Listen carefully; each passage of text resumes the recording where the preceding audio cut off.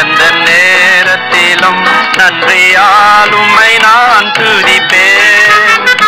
இயேசுவே உம்மை நான் துதிப்பேன் துதிப்பேன், எந்த வேளையிலும் துதிப்பேன். இயேசுவே உம்மை நான் துதிப்பேன் துதிப்பேன், எந்த வேளையிலும் துதிப்பேன். ஆதியும் நீரே அந்தமும் நீரே, ஜோதியம் நீரே என் சொந்தமும் நீரே. ஆதியும் நீரே அந்தமும் நீரே, ஜோதியம் நீரே என் சொந்தமும் நீரே. எந்த காலத்திலும் எந்த நேரத்திலும் நன்றியால் உம்மை நான் துதிப்பேன். இயேசுவே உம்மை நான் துதிப்பேன் துதிப்பேன், எந்த வேளையிலும் துதிப்பேன். இயேசுவே உம்மை நான் துதிப்பேன் துதிப்பேன், எந்த வேளையிலும் துதிப்பேன். துன்ப நேரத்தில் இன்பமே அவர், இன்னல் வேளையில் என் மாறிடானே சார். துன்ப நேரத்தில் இன்பமே அவர், இன்னல் வேளையில் என் மாறிடானே சார். எந்த காலத்திலும் எந்த நேரத்திலும் நன்றியால் உம்மை நான் துதிப்பேன். இயேசுவே உம்மை நான் துதிப்பேன் துதிப்பேன், எந்த வேளையிலும் துதிப்பேன். இயேசுவே உம்மை நான் துதிப்பேன் துதிப்பேன், எந்த வேளையிலும் துதிப்பேன். தேவனும் நீரே என் ஜீவனும் நீரே, ராஜராஜனும் என் சர்வமும் நீரே. தேவனும் நீரே என் ஜீவனும் நீரே, என் ராஜராஜனும் என் சர்வனும் நீரே. எந்த காலத்திலும் எந்த நேரத்திலும் நன்றியால் உம்மை நான் துதிப்பேன். இயேசுவே உம்மை நான் துதிப்பேன் துதிப்பேன், எந்த வேளையிலும் துதிப்பேன். இயேசுவே உம்மை நான் துதிப்பேன் துதிப்பேன், எந்த வேளையிலும் துதிப்பேன்.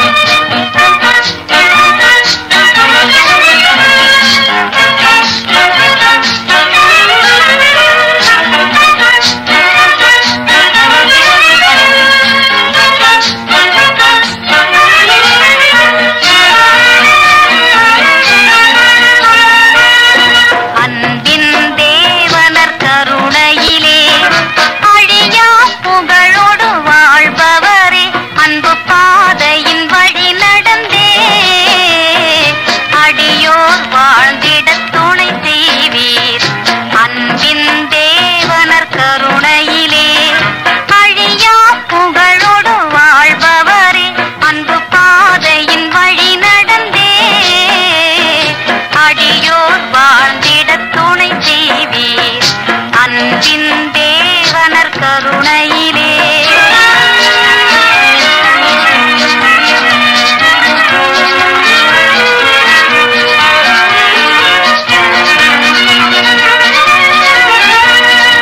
அற்புதமாக எம்மை படைத்தீர் தற்பரன் நீரே எம்மை மீட்டீர்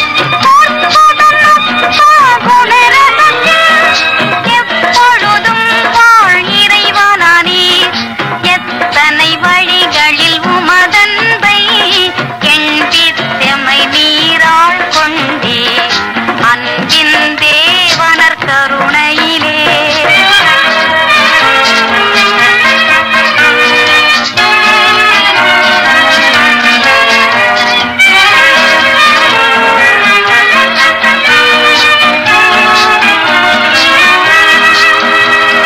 கல்வாரி மலையின் சிகரமதில்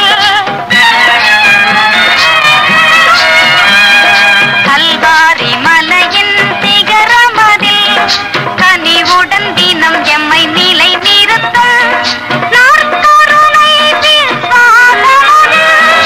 நம்பிக்கையோட்டை வளர்த்திடுவீர் இளமையின் பொலிவால் திருச்சபையும் யாவரும் வாழ தயை புரிவீர் அன்பின் தேவனர் கருணையிலே அழியா புகழோடு வாழ்பவரே அன்பு பாதையின் வழி நடந்தே அடியோர் வாழ்ந்திட துணை செய்வீர் அன்பின் தேவனர் கருணையிலே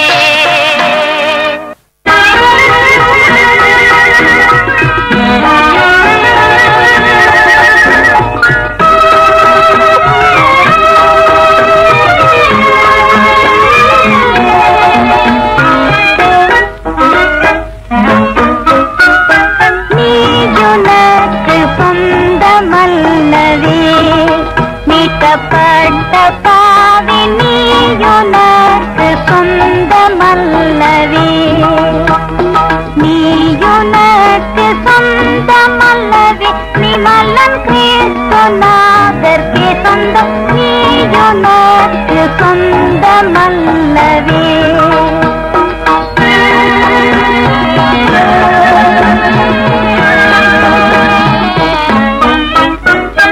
சிலுவை மரத்தில் தொங்கி மரித்தாரே திரு ரத்தம் ரத்தம் திருவிழாவில் வடியுது பாரே வலிய பரிசத்தால் கொண்டாரே வான மகிமை உனக்கிவாரே நீயுனக்கு சொந்தமல்லவே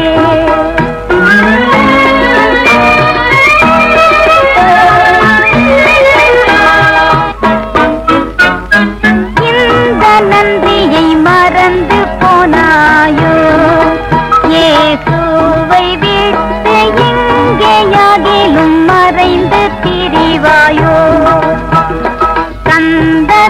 சந்ததமுனதிதயம் காயமும் மாமி கிறிஸ்துனுடையதல்லவோ நீயுனக்கு சொந்தமல்லவே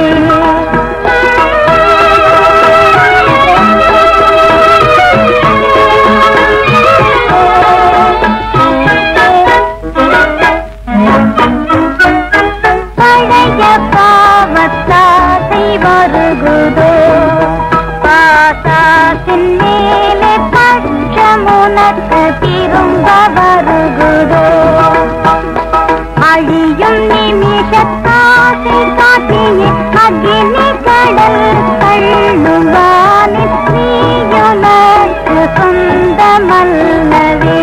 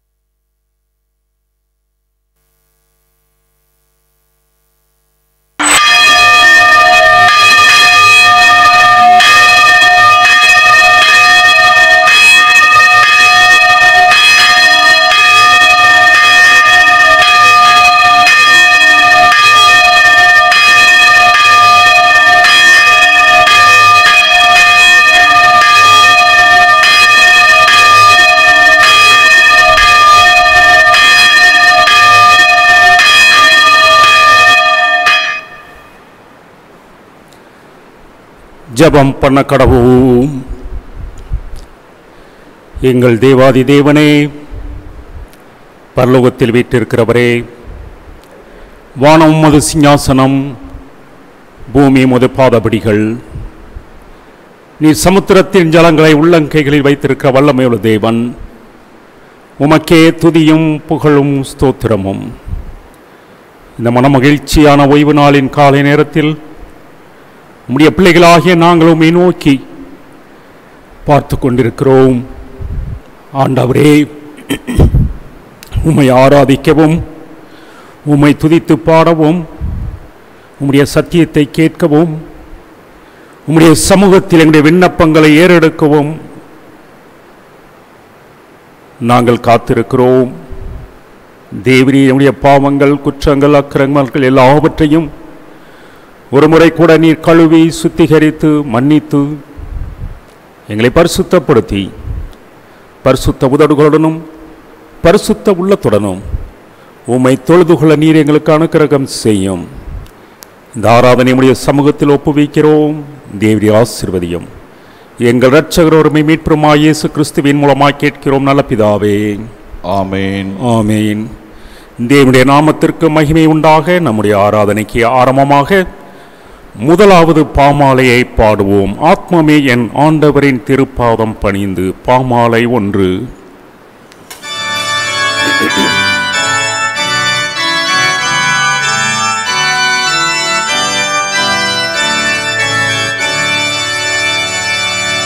ஆத்மமே உன் ஆண்டவரே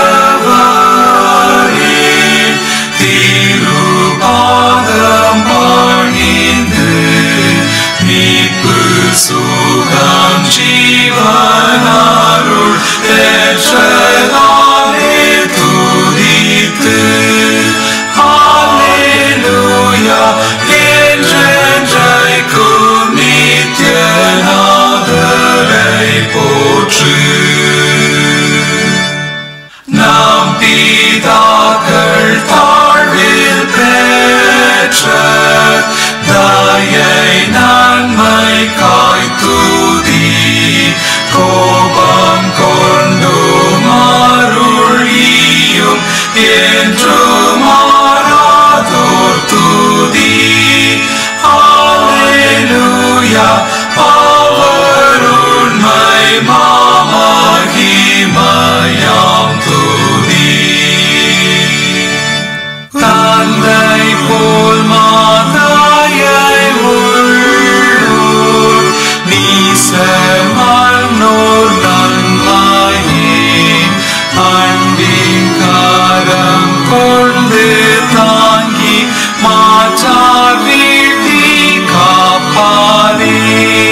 ஹல்லேலூயா இன்னும் அவர் அருள் விரிவானதே. என்றும் நின்றவர் சமூகம் போற்றும் தூதர் கூட்டமே நாற்றிசையும் நின்றெழுந்து பணிவீர் நீர் பக்தரே. ஹல்லேலூயா அனைவரும் அன்பின் தெய்வம் போற்றுமே.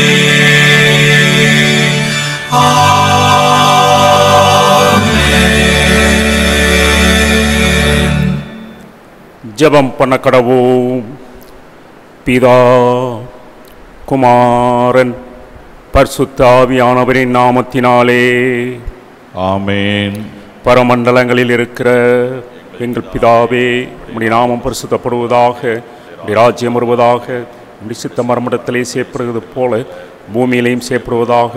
அன்று எங்கள் அப்பத்தை எங்களுக்கு தாரும். எங்களுக்கு விரோதமாய் குற்ற செயல் நாங்கள் மன்னிக்கிறது போல எங்கள் குற்றங்கள் எங்களுக்கு மன்னியும். எங்களை சோதனைக்குள் பிரவேசிக்க பண்ணாமல் தீமை நிறங்க ரட்சித்துக் கொள்ளும். ராஜ்யமும் வல்லமையும் மகிமையும் என்றென்றைக்கும் உடையகளே. ஆமேன். ஆண்டவரே, எங்கள் உதடுகளை திறந்தருளும். அப்பொழுது எங்கள் வாயுமுடைய புகழை அறிவிக்கும். தேவனே, எங்களை ரட்சிக்க விரைவாய் வாரும். ஆண்டவரே எங்களுக்கு சகாயம் பண்ண தீவிரியோம். பிதாவுக்கும் குமாரனுக்கும் பரிசுத்த ஆவியானவருக்கும் மகிமை உண்டாவதாக. ஆதியிலும் இப்பொழுதும் எப்பொழுதுமான சதா காலங்களிலும் மகிமை உண்டாவதாக.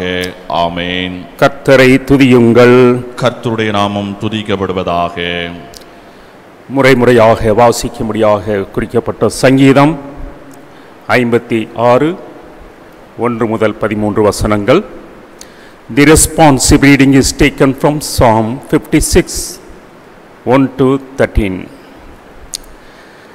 தேவனே எனக்கு இரங்கும், மனுஷன் என்னை விழுங்க பார்க்கிறான், நாள்தோறும் போர் செய்து என்னை ஒடுக்குகிறான். என் சத்துருக்கள் நாள்தோறும் என்னை விழுங்க பார்க்கிறார்கள். உன்னதமானவரே, எனக்கு விரோதமாய் அகங்கரித்து போர் செய்கிறவர்கள் அநேகர். நான் பயப்படுகிற நாளில் உம்மை நம்புவேன். தேவனை முன்னிட்டு அவருடைய வார்த்தையை புகழுவேன். தேவனை நம்பியிருக்கிறேன், நான் பயப்படேன். மாம்சமானவன் எனக்கு என்ன செய்வான்? நித்தமும் என் வார்த்தைகளை புரட்டுகிறார்கள், எனக்கு தீங்கு செய்வதே அவர்கள் முழு எண்ணமாயிருக்கிறது. அவர்கள் ஏகமாய் கூடி பதிவிருக்கிறார்கள். என் பிராணனை வாங்க விரும்பி என் காலடிகளை தொடர்ந்து வருகிறார்கள். அவர்கள் தங்கள் அக்கிரமத்தினால் தப்புவார்களோ? தேவனே, கோபம் கொண்டு ஜனங்களை கீழே தள்ளும். என் அலைச்சல்களை தேவரீர் எண்ணியிருக்கிறீர். என் கண்ணீரை உம்முடைய துருத்தியில் வையும், அவைகள் உம்முடைய கணக்கில் அல்லவோ இருக்கிறது. நான் உம்மை நோக்கி கூப்பிடும் நாளில் என் சத்துருக்கள் பின்னிட்டு திரும்புவார்கள். தேவன் என் பட்சத்தில் இருக்கிறார் என்பதை அறிவேன். தேவனை முன்னிட்டு அவருடைய வார்த்தையை புகழுவேன். கர்த்தரை முன்னிட்டு அவருடைய வார்த்தையை புகழுவேன். தேவனை நம்பி இருக்கிறேன், நான் பயப்படேன். மனுஷன் எனக்கு என்ன செய்வான்? தேவனே, நான் உமக்கு பண்ணின பொருத்தனைகள் என் மேல் இருக்கிறது. உமக்கு ஸ்தோத்திரங்களை செலுத்துவேன்.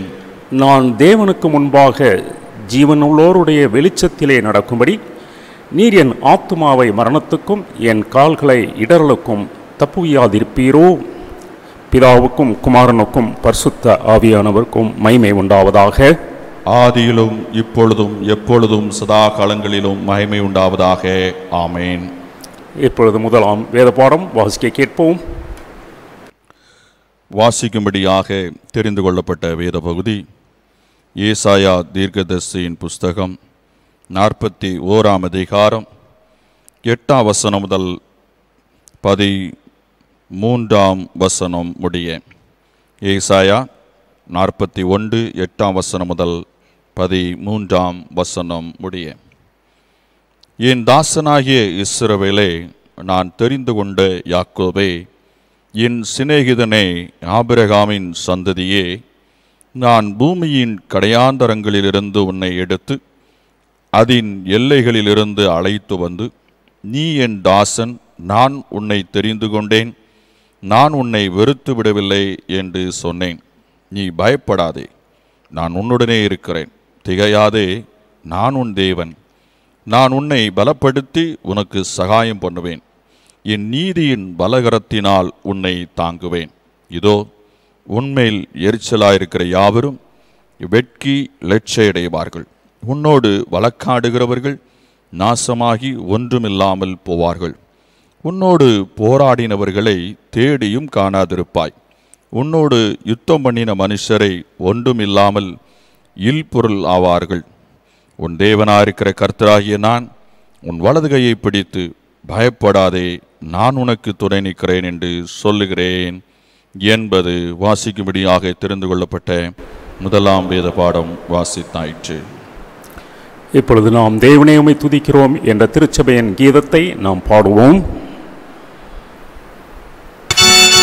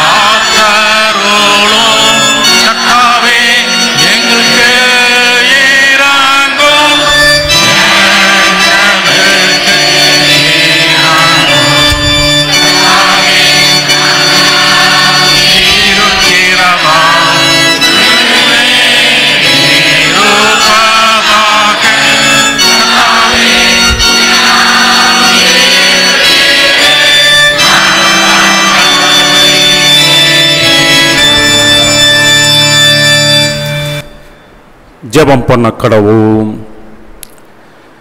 எல்லா இருதயங்களையும் எல்லா விருப்பங்களையும் எல்லா ரகசியங்களையும் அறிந்திருக்கிற சர்வ வல்லமையுள்ள தேவனே, நாங்கள் தேவனிடத்தில் பரிபூர்ணமாய் அன்பு கூறவும் உமது பரிசுத்த நாமத்தை உத்தமமாய் மகிமைப்படுத்தவும் எங்கள் கர்த்தராகிய இயேசு கிறிஸ்து நிமித்தம் உமது பரிசுத்த ஆவியானவரின் ஏவுதலால் எங்கள் இருதயங்களின் சிந்தனைகளை சுத்தம் பண்ணியருளும். ஆமென். நமது இரட்சகராய கிறிஸ்து திருவுளம் பற்றி சொல்லிய வார்த்தைகளாவன: நம்முடைய தேவனாகிய கர்த்தர் ஒருவரே கர்த்தர். உன் தேவனாகிய கர்த்தரிடத்தில் உன் முழு இருதயத்தோடும் உன் முழு ஆத்மாவோடும் உன் முழு மனதோடும் உன் முழு பலத்தோடும் அன்பு கூர்வாயாக என்பதே பிரதான கற்பனை. இதற்கு ஒப்பாயிருக்கிற இரண்டாம் கற்பனை என்னவென்றால், உன்னிடத்தில் நீ அன்பு கூறுவது போல பிறனிடத்திலும் அன்பு கூர்வாயாக என்பதே. இவைகளிலும் பெரிய கற்பனை வேறொன்றுமில்லை என்றார். கர்த்தாவே, எங்களுக்கு இறங்கி இந்த பிரமாணங்கள் எல்லாவற்றையும் எங்கள் இருதயத்தில் பயத்தள்ள வேண்டும் என்று வேண்டிக் கொள்ளுகிறோம். ஆமென். திருத்துவ திருநாளுக்கு பின்வரும் 7ஆம் ஞாயிறு சுருக்க ஜெபம். சர்வ அதிகாரமும் வல்லமையும் உடைய கர்த்தாவே, சகல நன்மைகளுக்கும் காரணரே, உமது நாமத்தை நேசிக்கும் அன்பை எங்கள் இருதயத்தில் பொருத்தி மெய் தேவ பக்தியை எங்களுக்குள்ளே வளரப்பண்ணி சகல நன்மையிலும் எங்களை ஆதரித்து உமது மிகுந்த இரக்கத்தினாலே இவைகளில் எங்களை நிறுத்த வேண்டும் என்று எங்கள் கர்த்தராகிய இயேசு கிறிஸ்துவின் மூலமாய் வேண்டிக் கொள்கிறோம். ஆமென். ஆமென். நிருபவாக்கியம் வாசிக்க கேட்போம். வாசிக்கும்படியாக தெரிந்து கொள்ளப்பட்ட நிருப வாக்கியம் அப்போஸ்தலனாகிய பவுல் பிலிப்பியருக்கு எழுதின நிருபம் 1வது அதிகாரம் 27ஆம் வசனம் முதல் 30வது வசனம் முடிய. பிலிப்பியர் 1ஆம் அதிகாரம் 27ஆம் வசனம் முதல் 30வது வசனம் முடிய. நான் வந்து உங்களை கண்டாலும் நான் வராமல் இருந்தாலும் நீங்கள் ஒரே ஆவியிலே உறுதியாய் நின்று ஒரே ஆத்துமாவினாலே சுவிசேஷத்தின் விசுவாசத்திற்காக கூட போராடி எதிர்க்கிறவர்களால் ஒன்றிலும் மறலாதிருக்கிறவர்கள் என்று உங்களை குறித்து நான் கேள்விப்படும்படி எவ்விதத்திலும் நீங்கள் கிறிஸ்துவின் சுவிசேஷத்திற்கு பாத்திரராக மாத்திரம் நடந்து கொள்ளுங்கள். நீங்கள் மருளாதிருக்கிறது அவர்கள் கெட்டுப்போகிறதற்கும் நீங்கள் ரட்சிக்கப்படுகிறதற்கும் அத்தாட்சியாயிருக்கிறது. இதுவும் தேவனுடைய செயலே. ஏனெனில் கிறிஸ்துவினிடத்தில் விசுவாசிக்கிறதற்கு மாத்திரமல்ல, அவர் நிமித்தமாய் பாடுபடுகிறதற்கும் உங்களுக்கு அருளப்பட்டிருக்கிறது. நீங்கள் என்னிடத்தில் கண்டதும் எனக்கு உண்டென்று இப்பொழுது கேள்விப்படுகிறதுமான போராட்டமே உங்களுக்கு உண்டு என்பது வாசிக்கும்படியாக தெரிந்து கொள்ளப்பட்ட நிருப வாக்கியம் வாசித்தாயிற்று. அவர் தமது ஆவியோடு கூட இருப்பாராக. வாசிக்கும்படியாக குறிக்கப்பட்ட பரிசுத்த சுவிசேஷ வாக்கியம் பரிசுத்த மத்தேயு எழுதின சுவிசேஷம் 10ஆம் அதிகாரம் 24ஆம் வசனம் முதல் அடங்கியிருக்கிறது. தேவனுக்கே மகிமை உண்டாவதாக. The Gospel according to St. Matthew, chapter 10, beginning at the 24th verse. மத்தேயு 10ஆம் அதிகாரம் 24ஆம் வசனம் முதல் அடங்கிய தேவனுடைய வார்த்தையை கேளுங்கள். சீசன் தன் போதகனிலும் வேலைக்காரன் தன் எஜமானிலும் மேற்பட்டவன் அல்ல. சீசன் தன் போதகனைப் போலவும் வேலைக்காரன் தன் எஜமானைப் போலவும் இருப்பது போதும். வீட்டெஜமானையே பெயல்செபூல் என்று சொன்னார்களானால் அவன் வீட்டாரை அப்படி சொல்வது அதிக நிச்சயமல்லவா? அவர்களுக்கு பயப்படாதிருங்கள். வெளியாக்கப்படாத மறைபொருளும் இல்லை, அறியப்படாத ரகசியமும் இல்லை. நான் உங்களுக்கு இருளிலே சொல்லுகிறதை நீங்கள் வெளிச்சத்திலே சொல்லுங்கள், காதிலே கேட்கிறதை நீங்கள் வீடுகளின் மேல் பிரசித்தம் பண்ணுங்கள். ஆத்துமாவை கொல்ல வல்லவர்களாயிராமல் சரீரத்தை மாத்திரம் கொல்லுகிறவர்களுக்கு நீங்கள் பயப்பட வேண்டாம். ஆத்துமாவையும் சரீரத்தையும் நரகத்திலே அழிக்க வல்லவருக்கே பயப்படுங்கள். ஒரு காசுக்கு 2 அடைக்கலான் குருவிகளை விற்கிறார்கள் அல்லவா? ஆயினும் உங்கள் பிதாவின் சித்தமில்லாமல் அவைகளில் ஒன்றாகிலும் தரையிலே விழாது.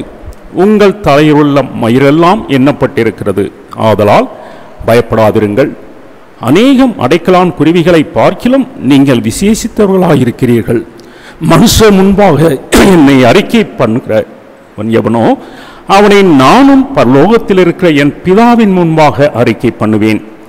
மனுஷர் முன்பாக என்னை மறுதலிக்கிறவன் எவனோ அவனை நானும் பரலோகத்தில் இருக்கிற என் பிதாவின் முன்பாக மறுதலிப்பேன் என்றார் என்பது.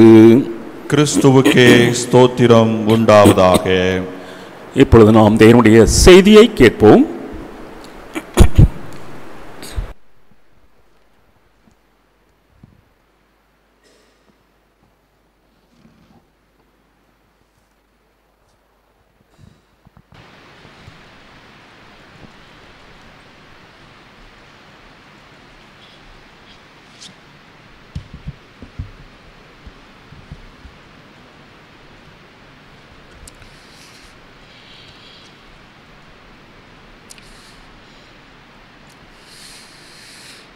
அன்பான தேவனுடைய பிள்ளைகளே, இயேசு கிறிஸ்துவின் நாமத்தில் யாவரையும் வாழ்த்துகிறேன். கர்த்தர் உங்களை ஆசீர்வதிப்பாராக. கர்த்தருடைய செய்தியை கேட்பதற்கு முன்பாக நாம் தலைவணங்கி ஜெபம் செய்வோம். எங்கள் கண்மலையும் எங்கள் மீட்பருமாகிய கர்த்தாவே, எங்கள் வாயின் வார்த்தைகளும் எங்கள் இருதயத்தின் தியானமும் உம்முடைய சமூகத்தில் எப்பொழுதும் பிரீதியாயிருப்பதாக. ஆமேன். கர்த்தருடைய பணியில் தைரியமாய் இருக்கும்படி இயேசு கிறிஸ்து போதிக்கிறார். Jesus teaches us to be bold in God's service. கர்த்தருடைய பணியை செய்கிறவர்கள் அவருடைய ஊழியத்தில் எப்போதும் தைரியமாய் இருக்கும்படியாக போதனை கொடுக்கிறார். மத்தேயு 10 அதிகாரம் 24 முதல் 33 வரை உள்ள பகுதிகள் கர்த்தருடைய பணியை செய்கிற யாவருக்கும் இயேசு கிறிஸ்துவால் பிரத்யேகமாக போதிக்கப்பட்ட உபதேசம். இந்த உபதேசம் வேதாகம வரலாற்றில் எந்த காலகட்டத்திற்கும் பொருத்தமான ஒரு உபதேசமாக இருக்கிறது. கர்த்தருடைய பணியை செய்கிறவர்கள் என்றால் நீங்கள் நினைக்கலாம், போதகர்கள், ஊழியர்கள் என்று. அப்படி இல்லை. கர்த்தருடைய பணியை செய்கிறவர்கள் என்றால் கர்த்தருக்கு சாட்சியாக வாழ்கிற யாவரும் அவருடைய பணியை செய்கிறார்கள். எப்படி என்றால் தங்களுடைய சாட்சி உள்ள வாழ்க்கையின் மூலமாக மற்றவர்களுக்கு கிறிஸ்துவை போதிக்கிறார்கள். ஆகையினால் தான் நீங்களே தேவனுடைய ஆலயமாக இருக்கிறீர்கள் என்று யாவரையும் பார்த்து சத்தியத்தில் சொல்லப்பட்டிருக்கிறது. ஆக நாம் யாவரும் கிறிஸ்தவர்கள் என்று சொல்லுகிறவர்கள், கிறிஸ்தவ விசுவாசிகள், கிறிஸ்துவை தங்களுடைய வாழ்க்கையில் சொந்த இரட்சகராக ஏற்றுக்கொண்டு அவர்களுக்கு சாட்சியாக வாழ்கிற யாவரும் அவருடைய பணியை செய்கிறவர்கள். இந்த உபதேசத்தின் முக்கியமான கருத்து என்னவென்றால், பயப்படாதிருங்கள், fear not என்பது.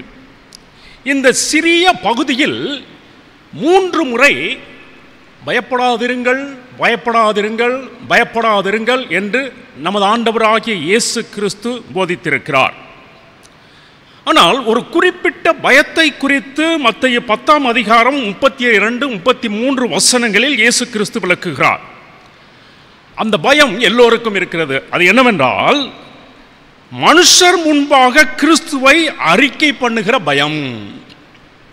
நாம் கிறிஸ்தவர்களாக இருந்தாலும் கிறிஸ்துவே இரட்சகர், அவர் தேவனுடைய குமாரன், அவர் வரப்போகிற மேசியா என்பதை கிறிஸ்துவை அறியாதவர்களிடத்தில் நாம் சொல்வது நமக்கு பயமாக இருக்கிறது.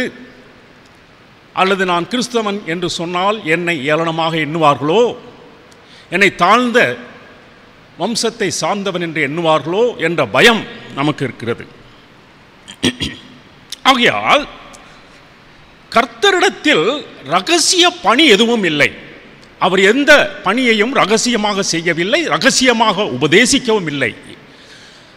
அவர் இந்த உலகத்தில் வாழ்ந்த நாட்களில் தன்னுடைய பணியை வெளியரங்கமாக வெளிப்படையாக செய்தார். எல்லாவற்றையும் வெளிப்படையாக பேசினார். ஒருவருக்கும் அவர் பயப்படவில்லை.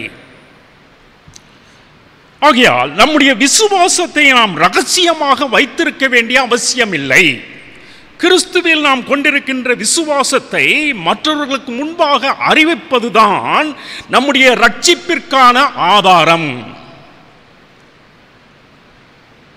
கிறிஸ்துவை என்னுடைய நாவினால் மற்றவர்களுக்கு அறிக்கை செய்யவில்லை என்றால் என்னுடைய ரட்சிப்பு எப்படி உறுதியாகும்?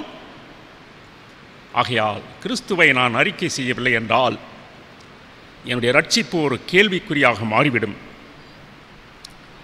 ஆகையால் நாம் பயப்பட வேண்டிய அவசியம் இல்லை. கர்த்தரே வெளியரங்கமாக எல்லாவற்றையும் செய்திருக்கிறார், வெளியரங்கமாக உபதேசித்திருக்கிறார். நான் தேவனுடைய குமாரன் என்று வெளிப்படையாக சொல்லியிருக்கிறார். நான் வரப்போகிற மேசியா என்பதை வெளிப்படுத்தியிருக்கிறார். ஆக நாம் ஏன் பயப்பட வேண்டாம்? கர்த்தர் சொல்கிறார் பயப்படாதிருங்கள் என்று. எதற்காக நாம் பயப்பட வேண்டாம் என்பதற்கு சத்தியத்தில் அநேக காரணங்கள் உண்டு. ஆனால் ஒரு சில காரணங்கள் மத்தேயு 10ஆம் அதிகாரத்தில் குறிப்பிடப்பட்டிருக்கிறது. சுருக்கமாக அதை நாம் இப்பொழுது தியானிக்கப் போகிறோம். முதலாவது, உண்மையான கிறிஸ்தவ வாழ்க்கை என்றாலே துன்பம் நிறைந்தது. உண்மையான கிறிஸ்தவர்கள் தங்களுடைய வாழ்க்கையில் பாடுகளையும் துன்பத்தையும் எதிர்பார்த்திருக்கிறார்கள்.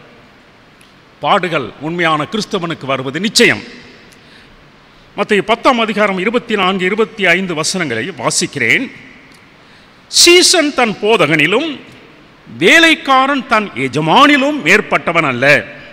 சீசன் தன் போதகனைப் போலவும் வேலைக்காரன் தன் எஜமானைப் போலவும் இருப்பது போதும். வீட்டெஜமானையே பெயல்செபூல் என்று சொன்னார்களானால் அவன் வீட்டாரை அப்படி சொல்வது அதிக நிச்சயம் அல்லவா என்று கிறிஸ்துவானவர் சொல்லுகிறார். இயேசு கிறிஸ்து இந்த உலகத்தில் தமது ஊழியத்தை செய்தபோது இந்த உலகத்தில் உள்ளவர்கள் அவரை துன்பப்படுத்தினார்கள், பாடுகளுக்கு உட்படுத்தினார்கள். அப்படி இருக்கும் பொழுது அவருடைய பிள்ளைகளாகிய நமக்கு அதே துன்பமும் அதே பாடுகளும் ஏன் நடக்கக்கூடாது? அல்லது ஏன் இப்படி எனக்கு துன்பம் பாடுகள் என்ற கேள்வியை நாம் கேட்க வேண்டும். இயேசு கிறிஸ்துவே அவர்கள் பெயல்செபூல் என்று சொல்லும் போது, பெயல்செபூல் என்றால் பிசாசுகளின் தலைவன். ஆக அவருடைய பிள்ளைகள் பிசாசுகளின் பிள்ளைகள் என்று பரிசேயர்கள் வேதபாரகர்கள் அவரை குறித்து பேசினார்கள். ஆக அவரையே பெயல்செபூல் என்று சொல்லும் பொழுது அவரை பின்பற்றுகிற உண்மையுள்ள விசுவாசிகள் கிறிஸ்தவர்களை வேற என்ன சொல்லுவார்கள்? அவரை சொன்னதைத்தானே நம்மையும் சொல்லுவார்கள். தேவனுடைய குமாரனாகிய கிறிஸ்துவே இந்த உலகத்தில் வாழ்ந்த போது பாடுகளை அனுபவித்ததால் நாம் கிறிஸ்துவுக்காக பாடுகளை அனுபவிப்பதை ஒரு பாக்கியமாக எண்ண வேண்டும். அவன்தான் உண்மை கிறிஸ்தவன். ஐயோ எனக்கு ஏன் இந்த பாடுகள், ஐயோ எனக்கு ஏன் இந்த துன்பம் என்று சொல்லுகிறவர்கள்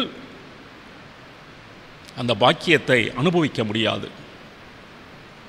ஆக கிறிஸ்து அனுபவித்த அந்த பாடுகள் நம்முடைய வாழ்க்கையில் நாம் அனுபவிப்போம் என்றால் நாம் பாக்கியவான்கள்.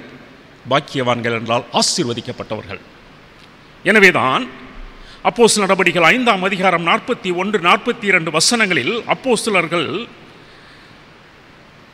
இப்படியாக அவர்களை பற்றி சொல்லப்பட்டிருக்கிறது. அப்போஸ்தலர்களை பற்றி, அவருடைய நாமத்துக்காக தாங்கள் அவமானம் அடைவதற்கு பாத்திரராக எண்ணப்பட்டபடியினால் சந்தோஷமாய் ஆலோசனை சங்கத்தை விட்டு புறப்பட்டு போய் தினந்தோறும் தேவாலயத்திலேயும் வீடுகளிலேயும் இடைவிடாமல் உபதேசம் பண்ணி இயேசுவே கிறிஸ்துவென்று பிரசங்கித்தார்கள் என்று எழுதப்பட்டிருக்கிறது.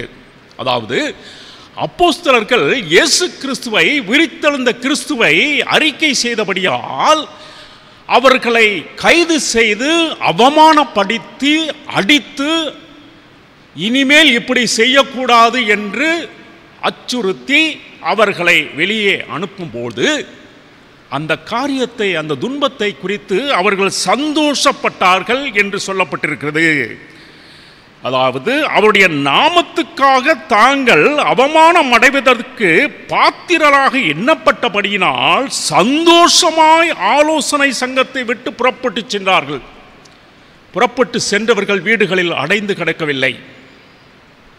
அதன் பிறகுதான் இன்னும் அதிகமாக கர்த்தருடைய ஊழியத்தை செய்தார்கள். வீடுகளிலும் தேவாலயங்களிலும் அவர்கள் சுவிசேஷத்தை அறிவித்தார்கள். அவர்கள் முடங்கி கிடக்கவில்லை. இன்னும் அதிக தைரியத்தோடு கூட சத்தியத்தை அறிவித்தார்கள். ஆகையினால் இந்த அப்போஸ்தலர்களைப் போல எல்லா சூழ்நிலையிலும் இந்த உலகத்திற்கு அஞ்சாமல் நாம் சுவிசேஷத்தை இந்த உலகிற்கு அறிவிக்க வேண்டும். பயப்படாமல் சுவிசேஷத்தை இந்த உலகத்திற்கு அறிவிக்க வேண்டும். இரண்டாவது, கர்த்தர் எல்லாவற்றையும் வெளிச்சத்திற்கு கொண்டு வருவார். 26, 27 வசனங்களில் அவர்களுக்கு பயப்படாதிருங்கள், வெளியாக்கப்படாத மறைபொருளும் இல்லை, அறியப்படாத ரகசியமும் இல்லை. நான் உங்களுக்கு இருளிலே சொல்லுகிறதை நீங்கள் வெளிச்சத்திலே சொல்லுங்கள், காதிலே கேட்கிறதை நீங்கள் வீடுகளின் மேல் பிரசித்தம் பண்ணுங்கள் என்கிறார். எவர்களுக்கு பயப்படாதிருங்கள்? கிறிஸ்துவை துன்பப்படுத்தி பாடுகளுக்கு உட்படுத்தி பெயல்செபூல் என்று சொல்லுகிறார்களே, அப்படிப்பட்டவர்களுக்கு பயப்படாதிருங்கள். நாம் வாழ்ந்து கொண்டிருக்கிற இந்த உலகத்தில் நம்மையும் அப்படித்தான் சொல்லுகிறார்கள். அவர்களுக்கு பயப்படாதிருங்கள் என்று இயேசு கிறிஸ்து நமக்கு உபதேசிக்கிறார். இயேசு கிறிஸ்துவின் எதிரிகள் ரகசியமாகவும் மறைமுகமாகவும் சுவிசேஷத்தை எதிர்க்கிறார்கள். ஆனால் உண்மையான விசுவாசிகள் தங்கள் சாட்சியுள்ள வாழ்க்கையை குறித்து வெளிப்படையாகவும் தைரியமாகவும் இருக்கிறார்கள். நாம் எதையும் மறைக்க வேண்டிய அவசியமே இல்லை. யோவான் 18 அதிகாரம் 20 வசனத்தில் ஆண்டவர் சொல்கிறார், அந்தரங்கத்திலே நான் ஒன்றும் பேசவில்லை என்கிறார். அந்தரங்கத்திலே நான் ஒன்றும் பேசவில்லை என்கிறார். இயேசு கிறிஸ்துவை நியாயம் விசாரித்த போது பொய் சாட்சிகள் அவரை பற்றி பொய்யாய் சொன்னார்கள்.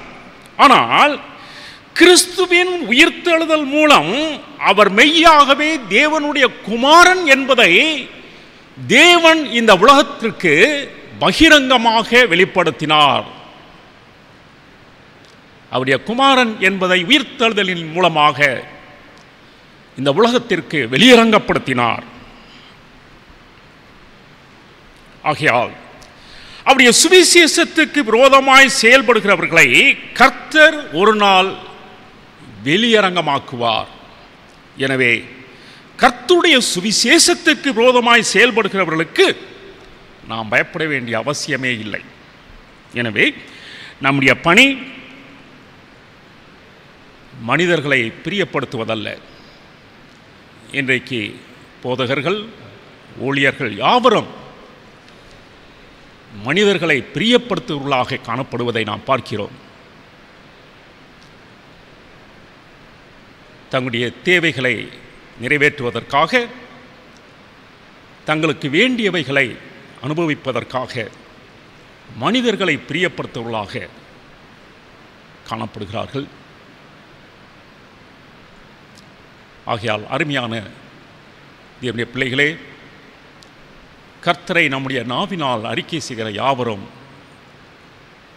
மனிதருக்கு பயப்பட வேண்டிய அவசியமும் இல்லை, மனிதர்களை பிரியப்படுத்த வேண்டிய அவசியமும் இல்லை. நம்முடைய பணி கர்த்தரே தேவன், அவர் வரப்போகிற மேசியா, அவரே இரட்சகர் என்பதைத்தான் இந்த உலகத்திற்கு அறிவிக்க வேண்டும். அதுதான் கிறிஸ்தவனுடைய பணி.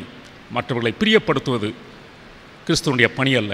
அதற்காக மற்றவர்கள் மேல் அன்பு செலுத்த வேண்டாம் என்று நான் சொல்லவில்லை.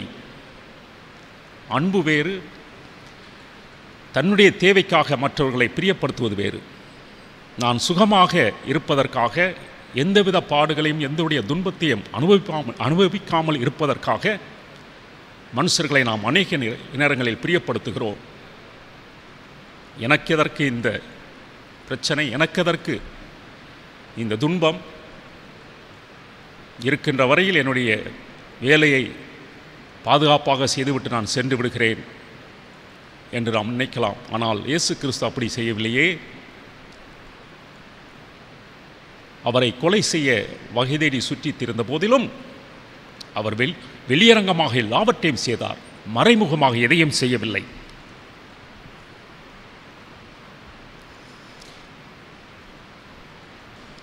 கர்த்தருடைய சுவிசேஷத்தை அறிவிக்கிற நாம் மனிதர்களுடைய நியாயத்தீர்ப்பை குறித்து பயப்பட வேண்டிய அவசியமில்லை.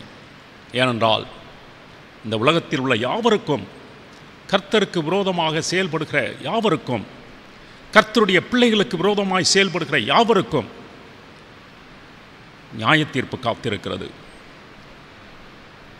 ஆகையால் கிறிஸ்துவ விசுவாசிகளாகிய நாம், அவரை கர்த்தர் என்ற அறிக்கையை எடுக்கிற நாம், அவருடைய கடைசி நாளின் நியாயத்தீர்ப்புக்காக நாம் காத்திருக்கிறோம். அந்த நியாயத்தீர்ப்பின் வெளிச்சத்தில் இந்த உலகத்தில் நாம் வாழ்ந்து கொண்டிருக்கிறோம். எனவே நாம் ஒருவருக்கும் பயப்பட வேண்டிய அவசியம் இல்லை. மூன்றாவதாக, நாம் தேவன் ஒருவருக்கே பயப்பட வேண்டும். 28ஆம் வசனத்தை பாருங்கள், நான் வாசிக்கிறேன். ஆத்துமாவை கொல்ல வல்லவர்களாய் இராமல் சரீரத்தை மாத்திரம் கொல்லுகிறவர்களுக்கு நீங்கள் பயப்பட வேண்டாம். ஆத்துமாவையும் சரீரத்தையும் நரகத்திலே அழிக்க வல்லவருக்கே பயப்படுங்கள் என்று இயேசு கிறிஸ்து சொல்லுகிறார். மனுஷர்கள் சரீரத்தை மட்டும்தான் கொல்ல முடியும். ஆனால் விசுவாசிகளின் ஆவி கர்த்தருடைய வீட்டிற்கு சென்று அவரோடு இருக்கும், அவரோடு கூட அவரிடத்தில் இளைப்பாறி கொண்டிருக்கும். ஆனால் கர்த்தரால் சரீரத்தையும் ஆத்துமாவையும் நரகத்தில் கொல்ல முடியும். அப்படிப்பட்ட வல்லமை படைத்தவர் நம்முடைய கர்த்தர். ஆனால் கர்த்தர் தம்முடைய பிள்ளைகளை ஆக்கினைக்குள்ளாக தீர்ப்பதில்லை என்று யோவான் 5ஆம் அதிகாரம் 24ஆம் வசனத்தில் கர்த்தர் சொல்லியிருக்கிறார். தம்முடைய பிள்ளைகளை ஆக்கினை தீர்ப்புக்குட்படுத்துவதில்லை என்கிறார்.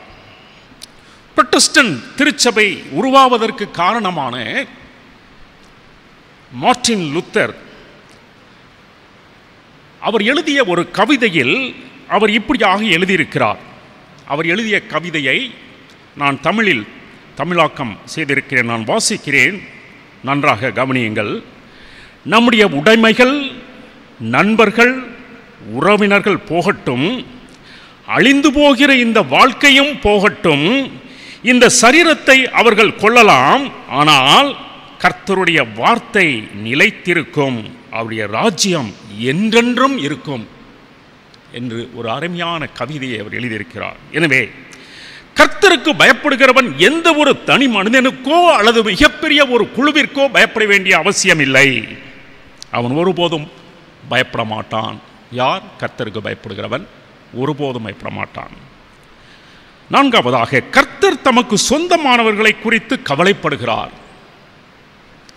நம்மை குறித்து அவர் கவலைப்படும் பொழுது நாம் ஏன் மற்றவர்களை குறித்து கவலைப்பட வேண்டும்?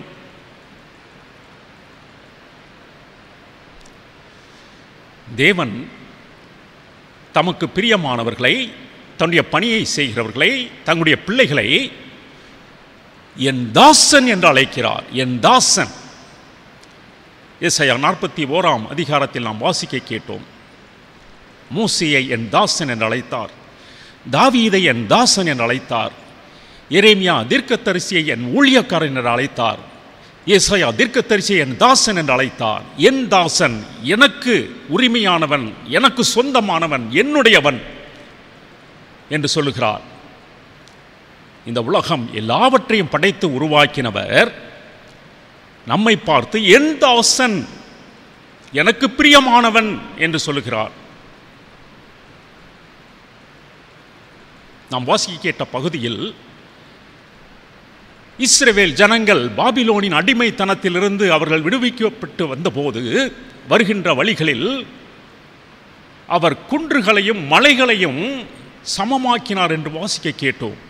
அவருடைய பிள்ளைகள் வரும்பொழுது அவர்கள் எந்த விதத்தில் தடைபடக்கூடாது என்பதற்காக அப்படிப்பட்ட வல்லமை பொருந்தியவர் நம்முடைய கர்த்தர். அவர் நமக்காக கவலைப்படும் பொழுது நாம் ஏன் பயப்பட வேண்டும்? 29, 30, 31 வசனங்களை பாருங்கள். மத்தேயு 10ஆம் அதிகாரம் நான் வாசிக்கிறேன். 1 காசுக்கு 2 அடைக்கலான் குருவிகளை விற்கிறார்கள் அல்லவா? ஆயினும் உங்கள் பிதாவின் சித்தம் இல்லாமல் அவைகளில் ஒன்றாகிலும் தரையிலே விழாது. உங்கள் தலையிலுள்ள மயிரெல்லாம் எண்ணப்பட்டிருக்கிறது. ஆதலால் பயப்படாதிருங்கள். அநேகம் அடைக்கலான் குருவிகளை பார்க்கிறோம், நீங்கள் விசேஷித்தவர்களாய் இருக்கிறீர்கள் என்கிறார். சந்தையில் விற்கப்படுகிற அடைக்கலான் குருவி மிகவும் மலிவான விலையில் விற்கப்படுகிறது. ஆக மிகவும் குறைந்த விலையில் சந்தையில் விற்கப்படுகிற அந்த குருவியே கர்த்தருடைய சித்தம் இல்லாமல் ஒன்றும் தரையில் விழுவதில்லையாம். ஆக அந்த குருவியின் மேல் அவ்வளவு அக்கறை உள்ள கர்த்தர் அவைகளை காட்டிலும் விசேஷித்தவர்களாகிய நாம், என் தாசன் என்று நம்மை பார்த்து சொல்லுகிற கர்த்தர் நமக்கு எவ்வளவு முக்கியத்துவம் கொடுப்பார். ஆகையால் தான் அவைகளை காட்டிலும் விசேஷித்தவர் என்று நம்மை குறித்து சொல்லப்பட்டிருக்கிறது. ஆக விசேஷித்தவர்களாகிய நாம் இந்த உலகத்தில் உள்ள எந்த ஒரு காரியத்தை குறித்தும் பயப்பட வேண்டிய அவசியம் இல்லை என்கிறார் நமது ஆண்டவர். நாம் தலையில் உள்ள ஒவ்வொரு முடியும் கர்த்தரால் பாதுகாக்கப்பட்டிருக்கிறது. ஆகையினால் தான் அவைகள் எண்ணப்பட்டிருக்கிறது என்று சொல்லப்பட்டிருக்கிறது. இப்படிப்பட்ட பாதுகாப்பை பெற்ற நாம் எதற்காக பயப்பட வேண்டும்? கடைசியாக, கிறிஸ்து தம்மை அறிக்கை செய்கிறவர்களை மகிமைப்படுத்துகிறார். நாம் இந்த உலகத்தில் கர்த்தருக்காக பாடுகளையும் துன்பங்களையும் அனுபவித்தாலும் அவரை அறிக்கை செய்வதனால் நாம் துன்பத்தை சந்தித்தாலும் பயப்பட வேண்டியதில்லை. ஏனென்றால் அந்த பிரதானமான நாளில், மகிமையான நாளில் கர்த்தருடைய நியாய தீர்ப்புக்கு முன்பாக நிற்கும் பொழுது அவர் நம்மை குறித்து என் தாசன் என்று அறிக்கை செய்வார், நம்மை மகிமைப்படுத்துவார். ஆகையினால் நாம் எதற்கும் இந்த உலகத்தில் வாழும் பொழுது அவருடைய சுவிசேஷத்தை குறித்து பயப்பட வேண்டிய அவசியமில்லை. இந்த மகிமையை நாம் பெற வேண்டுமென்றால் தைரியமாக அவருடைய சுவிசேஷத்தை அறிவிக்க வேண்டும். மத்தேயு 10ஆம் அதிகாரம் 32, 33 வசனங்களை பாருங்கள். நான் வாசிக்கிறேன். மனுஷர் முன்பாக என்னை அறிக்கை பண்ணுகிறவன் எவனோ அவனை நானும் பரலோகத்தில் இருக்கிற என் பிதாவின் முன்பாக அறிக்கை பண்ணுவேன். மனுஷன் முன்பாக என்னை மறுதலிக்கிறவன் எவனோ அவனை நானும் பரலோகத்தில் இருக்கிற என் பிதாவின் முன்பாக மறுதலிப்பேன் என்கிறார். இயேசு கிறிஸ்துவை நாவினால் அறிக்கை செய்வது என்பது நாம் கர்த்தரை பற்றி பேசுகிற அநேக வார்த்தைகளை காட்டிலும் சிறந்தது. பிரசங்கம் செய்ய சொன்னால் மிக நீண்ட பிரசங்கம் பண்ணலாம். 1 மணி நேரம், 1.5 மணி நேரம், 2 மணி நேரம். ஆனால் கர்த்தரை அறியாதவர்களிடத்தில் அவரை குறித்து அறிக்கை செய்கிறோமே, அதுதான் இந்த பிரசங்கத்தை காட்டிலும் மிகச்சிறந்தது. ஆகையால் இயேசுவே கர்த்தர் என்று நாம் அறிக்கை செய்ய வேண்டும். அந்த இயேசு கிறிஸ்துவுக்கு நம்மை அர்ப்பணித்து அவருடைய விருப்பத்தின்படி அல்லது அவருடைய விருப்பத்திற்கு, அவருடைய சித்தத்திற்கு நாம் கீழ்ப்படிய வேண்டும். நாம் எதை சொல்லுகிறோமோ, நாம் எதை நம்முடைய நாவினால் சொல்லுகிறோமோ அதை நம்முடைய வாழ்க்கையில் நடப்பித்து காண்பிக்க வேண்டும். இப்படிப்பட்ட காரியங்களை நம்முடைய வாழ்க்கையில் நாம் தவறாமல் செய்யும் போது, இந்த உலகத்தின் கடைசி நாளில் நாம் கர்த்தருடைய நியாய தீர்ப்புக்கு முன்பாக நிற்கும் போது கர்த்தர் நம்மை குறித்து பிதாவினிடத்தில் அறிக்கை செய்வார். அது எவ்வளவு பெரிய மகிமை! அப்படிப்பட்ட மகிமையை பெற காத்திருக்கிற நாம் எதை குறித்தும் பயப்பட வேண்டிய அவசியமில்லை. ஆகையால் தேவனுடைய பணியை செய்கிற தேவனுடைய பிள்ளைகளாகிய நாம் எப்போதும் எல்லா சூழ்நிலைகளிலும் தைரியமாய் இருக்க வேண்டும். அப்பொழுது கர்த்தர் நம்மை கொண்டு மிகப்பெரிய காரியங்களை செய்வார். கர்த்தர் தாமே உங்களை ஆசீர்வதிப்பாராக. ஆமீன். இப்பொழுது 141வது கீர்த்தனையை நாம் பாடுவோம். கீர்த்தனை 141.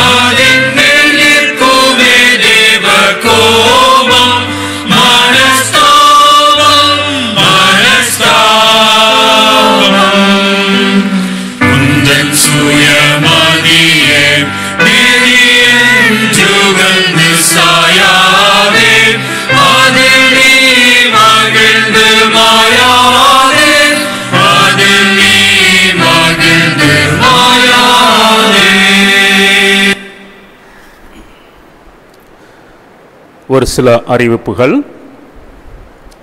இன்று மதியம் நல்ல மேய்ப்பன் குரல் 1 மணிக்கு JPR சேனலிலும் மாலை 5 மணிக்கு எஸ் நெட்வொர்க்கிலும் நீங்கள் காணலாம். இன்றைய நிகழ்ச்சியை தாங்குகிறவர்கள் தென்கலம் ஊரை சேர்ந்த திரு TM ஆண்ட்ரூ, புத்தனேரி ஊரை சேர்ந்த திரு T ஜெயபால் அவர்களை திருச்சபையின் சார்பில் வாழ்த்துகிறோம்.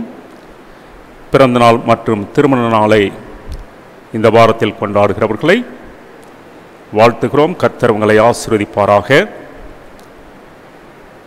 கர்த்தருக்கு சித்தமானால் 94வது ஸ்தோத்திர பண்டிகை, நமது ஆலயத்தின் ஸ்தோத்திர பண்டிகை வருகிற ஆகஸ்ட் மாதம் 9ஆம் தேதி நேரலை மூலமாக காலை 10 மணிக்கு நீங்கள் காணலாம். இந்த ஆராதனையில் நீங்கள் பங்கு பெற்று தேவனுடைய நாமத்தை மைமைப்படுத்தும்படியாக உங்களை அன்புடன் கேட்டுக்கொள்கிறேன். இந்த நேரலை ஆராதனையில் சிறப்பு செய்தியை கொடுப்பவர் அருள் திரு ஜான் ரோலன் அவர்கள்.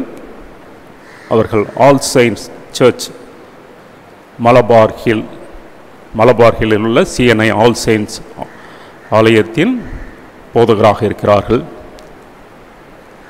ஸ்தோத்திர பண்டிகை காணிக்கை கவர் நமது ஆலயத்தில் வைக்கப்பட்டுள்ளது. தேவைப்பட்டவர்கள் நீங்கள் வந்து எடுத்துச் செல்லலாம். கூட்டமாக ஒருவரும் வர வேண்டாம், தனிப்பட்ட முறையில் வந்து நீங்கள் எடுத்துச் செல்லலாம். ஆக பண்டிகை ஆராதனை முடிந்த பிறகு வருகிற 9ஆம் தேதி இந்த நேரலை பண்டிகை ஆராதனை முடிந்த பிறகு கவர் காணிக்கை எடுத்து சென்ற கவர்களை நீங்கள் நமது ஆலயத்தில் வைக்கப்பட்டிருக்கிற உண்டியலில் வந்து நீங்கள் செலுத்தலாம்.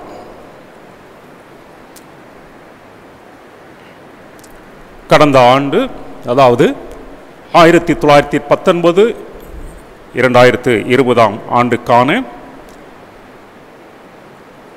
ஆலய சந்தா செலுத்தாதவர்கள் வருகிற ஜூலை 31ஆம் தேதி, அதாவது இந்த மாதம் 31ஆம் தேதிக்குள் செலுத்தும்படியாக உங்களை அன்புடன் கேட்டுக்கொள்கிறேன். ஜூலை 31ஆம் தேதிக்கு பின்பு 1919-2020க்கான சந்தா பாக்கியை நீங்கள் செலுத்த முடியாது. ஆகையினால் தயவுசெய்து கவனத்தில் கொள்ளவும். மாதத்தின் முதல் நாள் ஆராதனை சனிக்கிழமை அன்று காலை 10 மணிக்கு நேரலை மூலமாக நீங்கள் காணலாம். வருகிற ஆகஸ்ட் மாதம் 1ஆம் தேதியின் காலை ஆராதனை 10 மணிக்கு நேரலை மூலமாக நீங்கள் காணலாம். ஞாயிறு ஆராதனை வழக்கம் போல் நேரலை மூலமாக வெப்சைட், யூடியூப் ஆகியவையின் மூலமாகவும் நீங்கள் காணலாம். நமது ஆலயத்தின் GSC FM காலை 10 மணிக்கு நீங்கள் ஒவ்வொரு நாளும் கேட்கலாம். நேரலை மூலமாக நமது சபை ஆராதனையை காணும் சபையார், சபை குழந்தைகள் மற்றும் அயல்நாட்டிலிருந்து பார்ப்பவர்கள் யாவரையும் திருச்சபையின் சார்பில் வாழ்த்துகிறோம். கர்த்தர் உங்களை ஆசீர்வதிப்பாராக.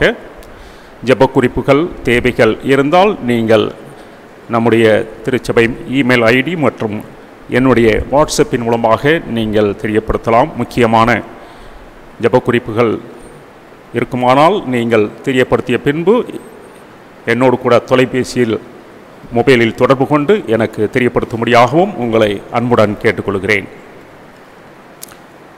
இப்பொழுது ஒரு சில காரியங்களுக்காக நாம் ஜெபிக்கப் போகிறோம். என்னோடு கூட சேர்ந்து நீங்கள் ஜெபிக்கும்படியாக உங்களை அன்புடன் கேட்டுக்கொள்கிறேன். ஜெபம் செய்வோம்.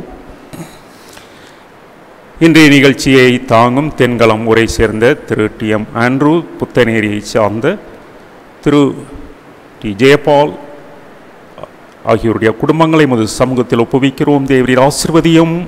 ஆண்டவரே, நம்முடைய பிள்ளைகளுக்கு நல்ல சரீர சுகம், பலன், பாதுகாவல், ஆரோக்கியத்தை கொடுத்து அனுதினமும் வழி நடத்தும் என நோக்கத்தோடு கூட உம்முடைய ஊழியத்தில் பங்கு பெற்று இந்த ஊழியத்தை தாங்குகிறார்களோ அந்த நோக்கத்தை நீர் அறிவீர். ஆண்டவரே, அவருடைய வேண்டுதல்கள், விண்ணப்பங்கள் எல்லாவற்றையும் கேட்டு ஏற்ற காலத்தில் பதில் கொடுத்து உம்முடைய பிள்ளைகளை ஆசீர்வதியும். பிறந்த நாள், திருமண நாளை கொண்டாடுகிற திருச்சபையின் பிள்ளைகள் ஒவ்வொருவரையும் ஒரு கரத்தில் ஒப்புவிக்கிறோம். ஆண்டவரே, உம்முடைய பிள்ளைகள் சரீர சுகம், பலன், பாதுகாவல், ஆரோக்கியத்தை கொடுத்தரலும். ஒரு புதிய ஆண்டிற்குள்ளாக அவர்கள் பிரவேசித்திருப்பதும் உடைய சுத்த கிருபையை இந்த ஆண்டிலும் அவர்களுக்காக நீ வைத்திருக்கிற உடைய எதிர்காலத்தின் திட்டங்களை அவர்களுக்கு வெளிப்படுத்தி அதை அறிந்து அவர்கள் செயல்படி நீர் அவர்களுக்கு அனுக்கிரகம் செய்தரலும். உம்முடைய பரலோகத்தின் ஆசீர்வாதத்தின் நன்மையினாலும் அவர்களை முடிசூட்டி நன்மையும் சிவையுமான வழியில் நடத்தும்.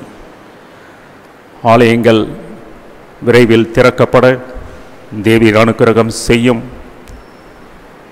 கொரோனா வைரஸ் உலகமெங்கும் பரவி வருகின்ற இந்த நாட்களில் அரசாங்கத்தின் தடை உத்தரவின் காரணமாக அடைக்கப்பட்டிருக்கிற ஆலயங்கள் மீண்டும் திறக்கப்பட்டு உம்மை ஆராதிக்க நீர் அனுக்கிரகம் செய்யும். இந்த கொடிய உயிர்கொல்லி வைரஸ் நோயை உலகத்திலிருந்து முற்றிலுமாக நீர் அப்புறப்படுத்தி தேவரீர் உம்முடைய மனுக்குலத்தை நீர் பாதுகாக்கும்படியாக உம்முடைய சமூகத்தில் மன்றாடுகிறோம். இதனால் பாதிக்கப்பட்ட அநேக குடும்பங்கள் உண்டு. அநேகர் தங்களுக்கு பிரியமானவர்களை இழந்திருக்கிறார்கள். அநேகர் தங்களுடைய வியாதிக்கு சரியான மருத்துவம் கிடைக்காமல் துன்பத்திற்குள்ளாக்கப்பட்டிருக்கிறார்கள். தேவரீர் உம்முடைய அற்புத சுகமளிக்கும் கரத்தை நீட்டி உம்முடைய பிள்ளைகளை தொட்டு பூரண சுகத்தை தந்து இந்த உயிர்கொல்லி நோயை குறித்து அவர்களுக்கு இருக்கக்கூடிய பய உணர்வுகளை முற்றிலுமாக போக்கி தைரியத்தை தரும்படியாக உம்முடைய சமூகத்தில் மன்றாடுகிறோம். ஆண்டவரே, தங்களுக்கு பிரியமானவர்களை இழக்க கொடுத்த ஒவ்வொருவரையும் உமது சமூகத்தில் ஒப்புவிக்கிறோம். நீர் அவர்களை ஆற்றும் தேற்றும் அவருடைய கண்ணீரை துடைத்து கவலையை போக்கி சமாதானத்தை ஒவ்வொரு குடும்பத்திற்கும் நீர் கட்டளையிடும்படியாக உம்முடைய சமூகத்தில் மன்றாடுகிறோம். ஆண்டவரே, இந்த உலகத்திலிருந்து பிரிந்த போதிலும் உம்முடைய வருகையின் நாளில் அவர்கள் யாவரும் உயிருடன் எழுந்திருப்பார்கள் என்ற நம்பிக்கையை நீர் எங்களுக்கு தந்ததற்காக உமக்கு நன்றி செலுத்துகிறோம். அந்த நம்பிக்கையிலும் விசுவாசத்திலும் நாங்கள் நிலைத்திருந்து ஒருவருக்கொருவர் நாங்கள் ஆறுதல் சொல்லி எங்களுடைய எஞ்சிய நாட்களை நாங்கள் கழிக்க நீர் எங்களுக்கு பலன் தாரும். நாங்கள் பலனற்றவர்களாக காணப்படுகிறோம். எங்களை பலப்படுத்தும். எங்களுடைய பலவீனத்தில் உடைய பலன் பூர்ணமாய் விளங்க உதவி செய்யும். திருமதி மதியழகி ஸ்டீஃபன் அவர்களை எமது கரத்தில் ஒப்புவிக்கிறோம்.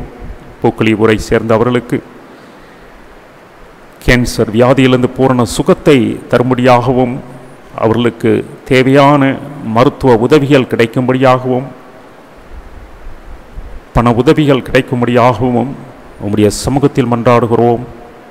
தேவரீர் உம்முடைய அற்புத சுகமளிக்கும் கரத்தை நீட்டி உம்முடைய பிள்ளையை தொட்டு பூரண சுகத்தை தந்து நீர் ஆசீர்வதியும். அந்த குடும்பத்திற்கு பெரிய ஒரு ரட்சிப்பை நீர் கட்டளையிடும். மீரான்குளம் ஊரை சார்ந்த திரு தங்கசாமி அவர்களுக்கும் பூரண சுகம் கிடைக்கும்படிய சமூகத்தில் மன்றாடுகிறோம். அவர்களையும் தொட்டு பூரண சுகத்தை தந்து நீ அவர்களை ஆசீர்வதியும். அவருடைய தேவைகளை எல்லாவற்றையும் நீர் சந்தியும். வாகன ஓட்டுநர்கள், தொழில் செய்கிறவர்கள், வியாபாரம் செய்கிறவர்கள் யாவரையும் உமது கரத்தில் ஒப்புவிக்கிறோம். இவர்கள் யாவரும் தங்களுடைய தொழில், வியாபாரம், வேலை, ஓட்டுநர் பணி எல்லாவற்றையும் இழந்தவர்களாக வாழ்க்கையில் துன்பத்திலும் துயரத்திலும் வாழ்ந்து கொண்டிருக்கிறார்கள் என்பதை நீர் அறிவீர். ஆண்டவரே, உடைய பிள்ளைகளுக்கு பெரிய விடுதலையை கட்டளையிடும். தடைப்பட்ட தொழில், வியாபாரம், வேலை யாவும் மீண்டும் முழு வீச்சில் ஆரம்பமாகவும் ஒவ்வொரு குடும்பமும் பாதுகாக்கப்படவும் நீர் அனுக்கிரகம் செய்யும். வாகனம் ஓட்டுகிறவர்கள் தன்னுடைய வாகனத்தை ஓட்டி செல்லும் பொழுது அவர்களுக்கு போதிய பாதுகாவலை கட்டளையிடும். உடைய சமூகம் எப்போதும் முன்னும் பின்னுமாக இருந்து அவர்களுக்கு பாதுகாவலை தந்து அவர்களை ஆசீர்வதியும்.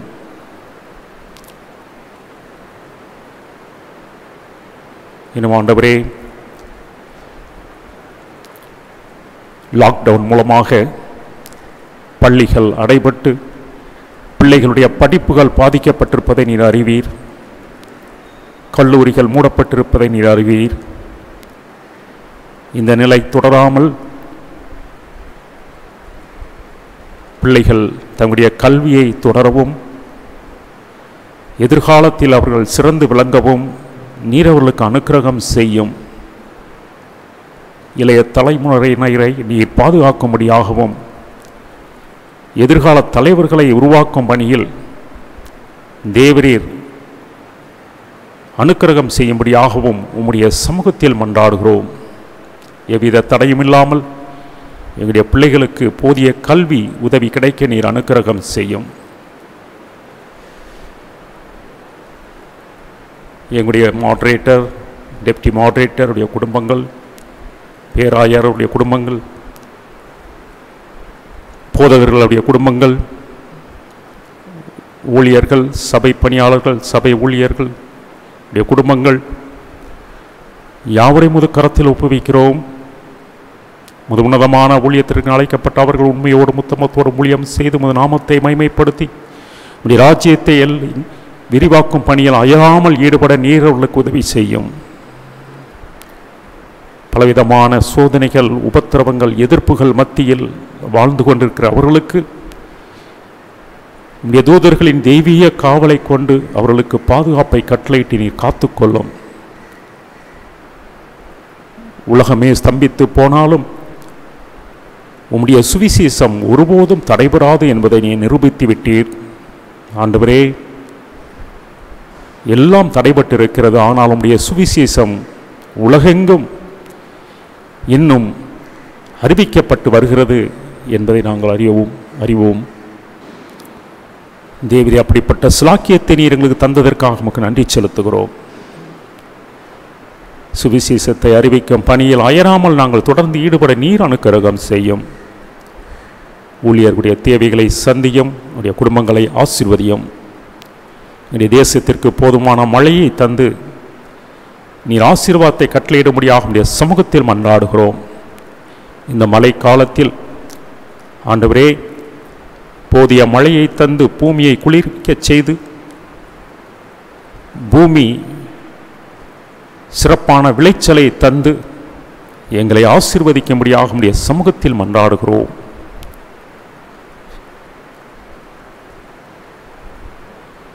உற்பத்தி திறன் குறைந்திருக்கிற இந்த நாட்களில், உற்பத்திகள் தடைபட்டு போயிருக்கிற இந்த நாட்களில் ஆண்டவரே, விவசாயத்தை நீர் செழிக்க செய்யும்படியாக உடைய சமூகத்தில் மன்றாடுகிறோம். விவசாயிகளை நீர் ஆசீர்வதியும். அவர்களுக்கு போதுமான மழையை தந்து பூமியை குளிரச் செய்து உம்முடைய ஆசீர்வாதத்தை கட்டளையிடும்படியாக உடைய சமூகத்தில் மன்றாடுகிறோம். இன்னும் ஆண்டவரே, வசந்தாபுரம் ஊரை சார்ந்த திரு ராஜு தாமஸ் வில்சன் மற்றும் கால்வாய் ஊரை சார்ந்த திரு ஏ தர்மராஜ் அவர்கள் கர்த்தருக்குள் நித்திரை அடைந்திருக்கிறார்கள். அவருடைய குடும்பத்தை சேர்ந்த ஒவ்வொருவரையும் அது கரத்தில் ஒப்புவிக்கிறோம். அவர்கள் விட்டு சென்று அந்த வெற்றிடத்தை நீர் நிரப்பி குடும்பத்தின் பிள்ளைகளுக்கு நீர் ஆறுதலை கட்டளையிடும். நீரே தாயும் தகப்பனுமாக இருந்து உடைய தேவைகளை சந்தித்து உடைய பிள்ளைகளுடைய கண்ணீரை துடைத்து கவலையை போக்கி ஆறுதலை கட்டளையிடும்படியாக உடைய சமூகத்தில் மன்றாடுகிறோம்.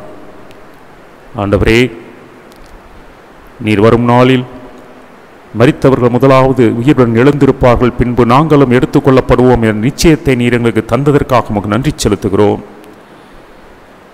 அந்த விசுவாசத்தை உறுதியாய் பற்றி கொண்டு தாங்கள் இழந்த தங்களுக்கு பிரியமானவர்களை நினைத்து வேதனையில் இருக்கக்கூடிய அவர்கள் தங்களை சந்தோஷப்படுத்திக் கொள்ள நீர் அவர்களுக்கு அனுக்கிரகம் செய்யும். நீர் ஒருவரே ஆறுதலின் தேவன். உண்மையன்றி ஒருவராலும் இந்த உலகத்தில் இப்படிப்பட்ட இழப்பை சந்தித்தவர்களை ஆறுதல் படுத்த முடியாது என்பதை நாங்கள் அறிந்திருக்கிறோம். ஆகையால் ஆண்டவரே, இப்படிப்பட்ட குடும்பங்களை நீர் பொறுப்பேற்றுக் கொள்ளும். உமது கரத்தில் அவர்களை ஒப்புவிக்கிறோம். ஆண்டவரே, தேவரீர் பெரிய ஒரு சமாதானத்தை ஒவ்வொரு குடும்பத்திற்கும் நீர் கட்டளையிடும்படியாக சமூகத்தில் மன்றாடுகிறோம். தூர இடத்தில் இருக்கிறவர்கள், அயல் நாட்டில் இருக்கிறவர்கள், தன்னுடைய சொந்த ஊர்களுக்கு சென்றவர்கள் யாவரையும் உமது கரத்தில் ஒப்புவிக்கிறோம். அவரவர்கள் தாங்கள் இருக்கின்ற இடங்களில் உம்மை ஆராதித்து உமது நாமத்தை மைமைப்படுத்தி உமக்கு சாட்சியாக வாழ நீர் அனுக்கிரகம் செய்யும். எங்கிருந்தாலும் நேரலை மூலமாக உம்முடைய ஆராதனையில் கலந்து கொள்ளும் சிலாக்கியத்தை நீர் அவர்களுக்கு தந்ததற்காக உமக்கு நன்றி செலுத்துகிறோம். இந்த ஊழியம் தடைபடாமல் நடைபெற நீர் இம்மட்டும் அனுக்கிரகம் செய்திருக்கிற அதற்காக உமக்கு துதி ஸ்தோத்திரங்களை ஏறெடுக்கிறோம். நாங்கள் சரீர பிரகாரமாக ஆங்காங்கு பிரிக்கப்பட்டிருந்தாலும் ஆண்டவரே, ஆவியின் பிரகாரமாக நீர் எங்களை ஒன்றிணைத்திருக்கிறீர். நீர் ஐக்கியமுள்ள தேவன். உம்முடைய இந்த ஐக்கியத்திற்காக உமக்கு துதி ஸ்தோத்திரங்களை ஏறெடுக்கிறோம். தொடர்ந்து ஆண்டவரே, உம்முடைய பிள்ளைகளாகிய நாங்கள் ஒருவரில் ஒருவர் கொண்டிருக்கிற அன்பிலும் ஐக்கியத்திலும் நாள்தோறும் நாங்கள் பலப்பட நீர் எங்களுக்கு அனுக்கிரகம் செய்து பிள்ளைகள் எங்கிருந்தாலும் தூதர்களின் தெய்வீக காவலை கொண்டு அவர்களை காத்து நல்ல சரீர சுகம் பலன் பாதுகாவலை தந்த ஆசீர்வதியும் அவரவர்களுடைய தேவைகளை சந்தித்து ஆசீர்வதியும் உம்முடைய பரலோகத்தின் நன்மையினாலும் கிருபையினாலும் அவர்களை முடிசூட்டி நன்மையும் செவையுமான வழியில் நடத்தும் உமது கரத்தில் ஒப்புவிக்கிறோம். தேவனை நீர் பொறுப்பேற்றுக் கொள்ளும். கர்த்தாவே எங்கள் ஜெபத்தை கேளும். எங்கள் விண்ணப்பம் இடத்தில் சேர்வதாக. தேவனுடைய இரக்கமுள்ள கிருபைக்கும் பராமரிப்புக்கும் உங்களை ஒப்புவிக்கிறோம். கர்த்தர் உங்களை ஆசீர்வதித்து காக்க கடவர். கர்த்தர் தம்முடைய முகத்தை உங்கள் மேல் பிரகாசிக்க பண்ணி உங்கள் மேல் கிருபையாயிருக்க கடவர். கர்த்தர் தம்முடைய முகத்தை உங்கள் மேல் பிரசன்னமாக்கி இப்பொழுதும் எப்பொழுதும் உங்களுக்கு சமாதானம் கட்டளையிட கடவர். இப்பொழுதும் பிதா குமாரன் பரிசுத்த ஆவியானவருமாகிய தேவனுடைய ஆசீர்வாதம் உங்களோடு இன்றும் என்றும் சதா காலங்களிலும் நிலைத்திருப்பதாக.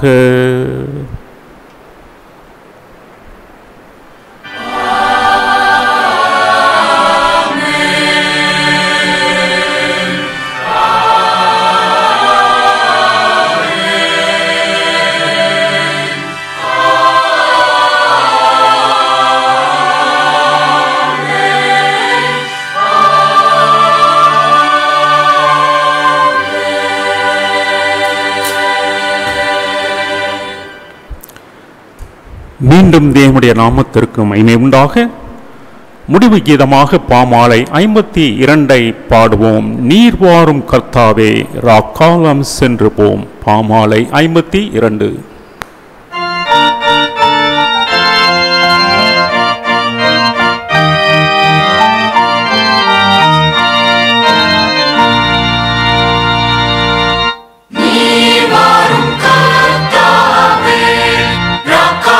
சென்று போம், ராக்காலம் சென்று போம்.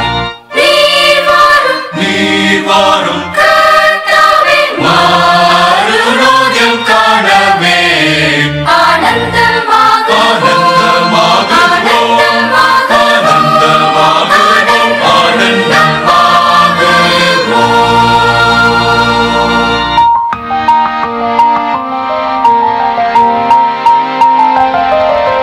நீர் வாரும் பக்தர்கள் களைத்து சோர்கின்றார், களைத்து சோர்கின்றார். நீர் வாரும் கர்த்தாவே, நல்லாவி வாழவாட்டியும் நீர் வாரும் என்கிறார்.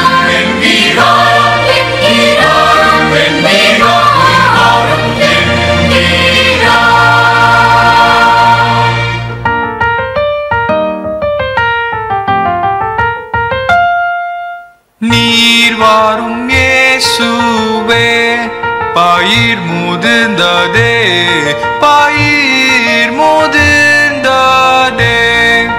நீர் வாரும் கர்த்தாவே, மும்மறிவாளை நீட்டுமே.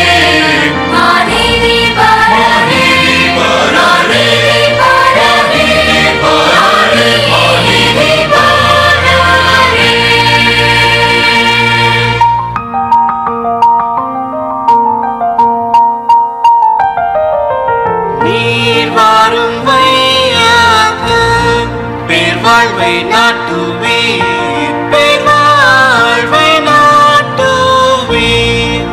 நீர் வாரும் கர்த்தாவே, வாழான பூமி முற்றிலும் நீர்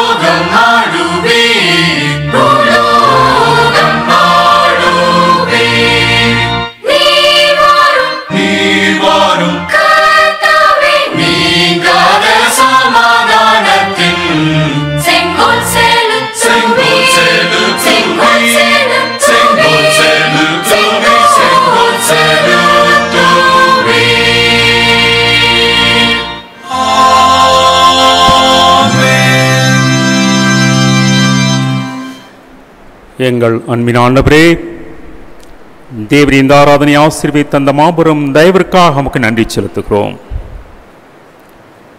உம்முடைய பணியில் ஈடுபட்டிருக்கிற நாங்கள் ஒருபோதும் பயப்படாமல் தைரியமாக இருக்க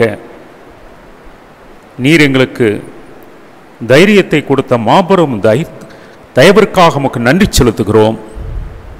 ஆண்டவரே, ஊழியத்தின் பாதையில் கடந்து செல்கிற நாங்கள் ஒவ்வொருவரும் உம்முடைய பலத்தினால் இடைக்கட்டப்பட்டு எல்லா சூழ்நிலையிலும் பயமில்லாமல் உம்முடைய சுவிசேஷத்தை அறிவிக்க நீர் கர்த்தர், நீர் வரப்போகிற மேசியா என்பதை இந்த உலகத்திற்கு பறைசாற்ற பகிரங்கமாய் கூறி அறிவிக்க நீர் எங்களுக்கு பலத்தை கொடுத்ததற்காக உமக்கு நன்றி செலுத்துகிறோம். நீர் கொடுத்திருக்கிற பலத்தோடு கூட நாங்கள் உலகத்திற்குள்ளாக புறப்பட்டு சென்று பிரகாசிக்கும் விளக்காக நாங்கள் ஒவ்வொருவரும் விளங்க நீர் எங்களுக்கு அனுக்கிரகம் செய்யும். எங்களை தாழ்த்தி உமது கரத்தில் ஒப்புவிக்கிறோம். தேவரே, நீர் பொறுப்பேற்றுக் கொள்ளும். எங்கள் இரட்சகர் முறைமை மீட்பெருமாகிய இயேசு கிறிஸ்துவின் மூலமாய் கேட்கிறோம் நல்ல பிதாவே, ஆமென். கர்த்தர் உங்களோடு இருப்பாராக. அவர் தமது ஆவியோடு கூட இருப்பாராக. தேவ சமாதானத்தோட போய் வரக்கிடவும். கர்த்தருடைய நாமத்தினாலே ஆமென். நன்றி. God bless you.